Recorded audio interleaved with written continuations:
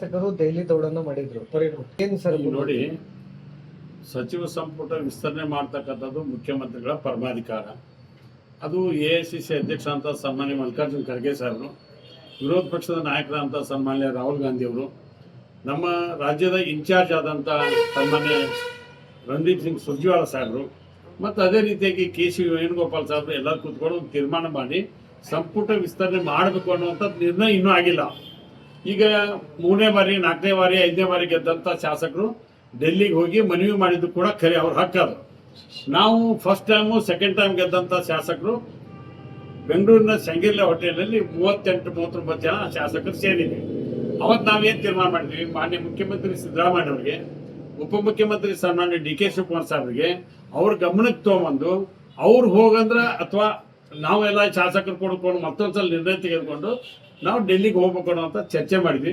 ಅದಕ್ಕಿಂತ ಹೆಚ್ಚಾಗಿ ನಾವು ಇಲ್ಲೇ ರಾಜ್ಯದಲ್ಲೇನ ಮುಖ್ಯಮಂತ್ರಿಗಳಿಗೆ ಉಪಮುಖ್ಯಮಂತ್ರಿಗಳಿಗೆ ಒತ್ತಾಯ ಮಾಡಿ ಫಸ್ಟ್ ಟೈಮ್ ಗೆದ್ದಂಥವ್ರು ಒಂದು 2-3 ಮಂದಿಗೆ, ಸೆಕೆಂಡ್ ಟೈಮ್ ಗೆದ್ದಂಥವ್ರು ಒಂದು 3-4 ಮಂದಿಗೆ, ಹಿಂಗೆ ಥರ್ಡ್ ಟೈಮ್ ಗೆದ್ದವ್ರು ಫೋರ್ತ್, ಯಾಕಂದ್ರೆ ಒಂಥರ ಬೆಳಿಬೇಕಲ್ಲ.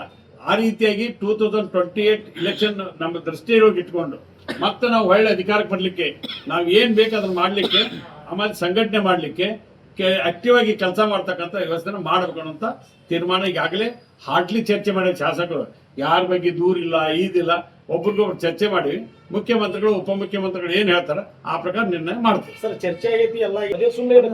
ನಾನು ಏನು ಹೇಳಿದೆ, ಮೊದಲೇಕ ನಮ್ಮ ಹೈಕಮಾಂಡ್ ಪಾರ್ಟಿ ಹೈಕಮಾಂಡ್ ನಿರ್ಣಯ ವಿಸ್ತರಣೆ ಮಾಡಬೇಕು ಬಿಡ್ಬೇಕು ಅನ್ನುವಂಥ ನಿರ್ಣಯ ಮಾಡಿಲ್ಲ. ಆ ನಿರ್ಣಯ ಮಾಡಿದ ಬಳಿಕ ಆ ವ್ಯವಸ್ಥೆ ಬಂದಾಗ ನಾವೆಲ್ಲ ಡೆಲ್ಲಿಗೆ ಹೋದ್ರೆ ಉಪಯೋಗ ಬೀಳ್ತದೆ. ಈಗ ನಾವು ಡೆಲ್ಲಿಗೆ ಹೋಗಿ ಏನು ಮಾಡಬೇಕು? ಸಂಪುಟ ವಿಸ್ತರಣೆ ಮಾಡುವಂಥ ನಿರ್ಣಯ ಹೈಕಮಾಂಡ್ ತಗೊಂತಂದ್ರೆ ಮುಖ್ಯಮಂತ್ರಿಗಳಿಗೆ ಅದು ಪರಮಾಧಿಕಾರ ಬರುತ್ತೆ.